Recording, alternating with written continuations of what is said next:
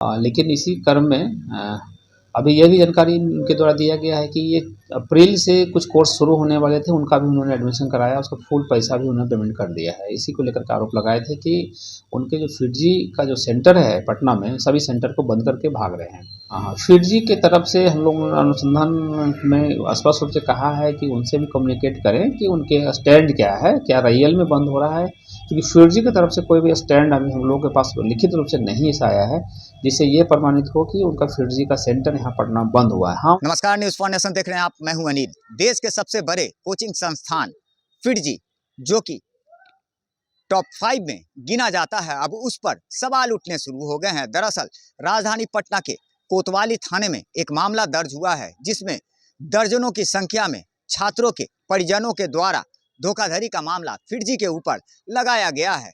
दरअसल देखा जाए तो फिटजी कोचिंग संस्थान के द्वारा करोड़ों के फर्जीवाड़े कर कोचिंग को बंद कर फरार होने का मामला दर्ज कराया गया है। दरअसल इस पूरे मामलों की अगर बात करें हम, तो पटना के कोतवाली थाने में दर्जनों की संख्या में अभिभावकों ने पहुंचकर हंगामा किया, और वहीं उसके बाद कोतवाली थाने में एक लिखित आवेदन सभी की ओर से दिया गया है, जिसमें साफ तौर पर बताया जा रहा है कि कोचिंग संस्थान अचानक से बंद कर यहाँ से कर्मी फरार हो गए हैं।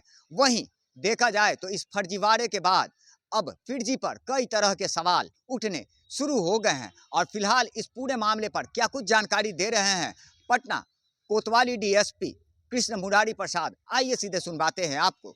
अब देखिए, फिटजी को लेकर के कई गार्जियंस आए हैं, परसों भी आए थे और कल भी आए थे, आज भी आ ही रहे हैं लोग।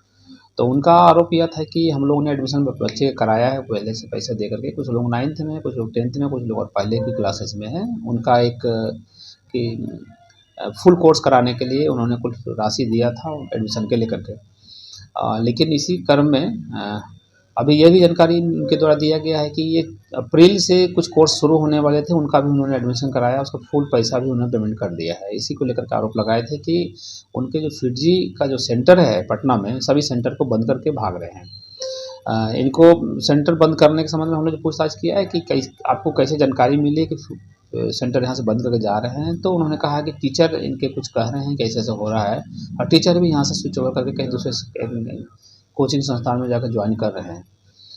तो इसी आधार पर उन्होंने आए थे, हम लोग को आवेदन प्राप्त हुआ है। हालांकि उनके आवेदन को हम लोग ने थाना में प्राप्त किया है, और उसके प्राथमिकी दर्ज करके अनुसंधानकर्ता उनके ऊपर आगे कार्रवाई कर रही है। उसके लिए हमने एक टीम भी बनाया है कि पैसे जो दिए थे उनका मोड ऑफ पेमेंट क्या था, और पेमेंट जिस अकाउंट में गए थे उसका डिटेल्स निकालने के लिए। साथ ही जो फिटजी के द्वारा अगर ऐसा है कि उन्होंने पेमेंट लिया है, तो उनका पेमेंट वापसी करने की क्या प्रक्रिया है, जिस बच्चे का कोर्स उन्होंने एडमिशन लिया है, तो उस बच्चे का जो नुकसान नहीं हो उसके लिए उनकी वैकल्पिक व्यवस्था क्या किया है। इस सब सही बिंदु पर हम लोग जाँच कर रहे हैं आगे। फिलहाल आगे की जो भी कार्रवाई है उसके लिए हम लोग टीम बना के काम कर रहे हैं। लगभग कितने के गबन का ये मामला है? हाँ, धोखाधड़ी कितने का है ये देखिए कि कुछ बच्चे कह रहे थे कि उनके गार्जियंस की किन्हीं का 2 लाख रुपये का भी पेमेंट हुआ है। 1 से 4 लाख तक लोगों का, कुछ लोगों का स्कॉलरशिप होता है, तो कई इनके पास ये मोड होते हैं कि कुछ जिनका फुल स्कॉलरशिप में है उनको कुछ पैसे कम लगते हैं, जिनका कि 75% स्कॉलरशिप है, किसी 25% स्कॉलरशिप है, किसी का फुल पेमेंट है। एक बार में पेमेंट करने में कुछ राशि का अलग होते हैं। तो इनके कई मोड से, इसी के लिए मैंने जांच के लिए टीम बनाई है, और आगे कार्रवाई के लिए जो भी काम होगा हम लोग देख रहे हैं, तो बहुत मॉनिटरली देख रहे हैं, और उनके सभी का आवेदन प्राप्त भी किया कर रहे हैं, और उनके सभी का डिटेल्स हम लोग अनुसंधान में ले आएंगे। हाँ, फिटजी के तरफ से हम लोग अनुसंधान में स्पष्ट रूप से कहा है कि उनसे भी कम्युनिकेट करें कि उनके स्टैंड क्या है, क्या रियल में बंद हो रहा है, क्योंकि फिटजी की तरफ से कोई भी स्टैंड अभी हम लोगों के पास लिखित रूप से नहीं ऐसा आया है जिससे ये प्रमाणित हो कि उनका फिटजी का सेंटर यहाँ पटना बंद हुआ है। हाँ, उनके अकाउंटेंट्स या उनके ऑफिस का स्टाफ्स हैं, उनसे कुछ डिटेल्स भी हमने प्राप्त किया है, वो भी इस बात को नहीं कह पाए हैं कि फिटजी का कोई लेटर या कुछ उनका चिट्ठी ऐसी मिली हो जो कि पटना से सेंटर बंद हो रहे हैं। तो यहाँ जो ऑफिस था उनका ऑफिस उनकी अभी तो बंद है, और चूँकि यहाँ पर काफ़ी सरगर्मी हो गई थी, यहाँ के लोग जो गार्जियंस थे वहाँ पहुँच गए थे, तो उसी को लेकर के थाना पर वहाँ पहुँची थी, तो ये बातें संज्ञान में आई थी।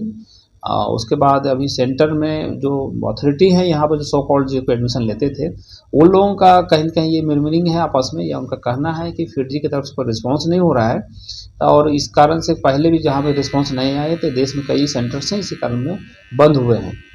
तो उसी को कयास मानते हुए उन्होंने यहाँ भी कहा कि सेंटर बंद हो रहे हैं, और कहीं कहीं इनका इंटरनल जो अथॉरिटी रहे थे, जो काम कर रहे थे, उनका भी से मानना है कि सेंटर बंद हो रहे हैं, इसी आधार पर ये काम हो रहा है। तो जाहिर सी बात है, आपने सुना कि इस फिरजी के फरार होने और फर्जीवाड़े मामले को लेकर अब पुलिस एक टीम गठित कर इस पूरे मामले की तहकीकात में जुट गई है। वहीं बताया जा रहा है कि इस बाबत अभी तक फिरजी की ओर से किसी तरह का कोई भी वक्तव्य पुलिस के सामने नहीं दिया गया। फिलहाल इस पूरे मामले की तहकीकात के लिए टीम गठित कर अब जांच जारी है। और वहीं बताया जा रहा है कि फिरजी से जुड़े हुए छात्रों के भविष्य अब अधर में लटकते नजर आ रहे हैं। दरअसल लगभग 4 करोड़ से ज्यादा पटना के सेंटर से छात्रों का भविष्य अधर में लटका हुआ है, जिसमें फर्जीवाड़ा कर फिटजी अब फरार बताया जा रहा है। लगातार हमारी छोटी बड़ी खबरों से अपडेट रहने के लिए देखते रहें न्यूज़ फॉर नेशन।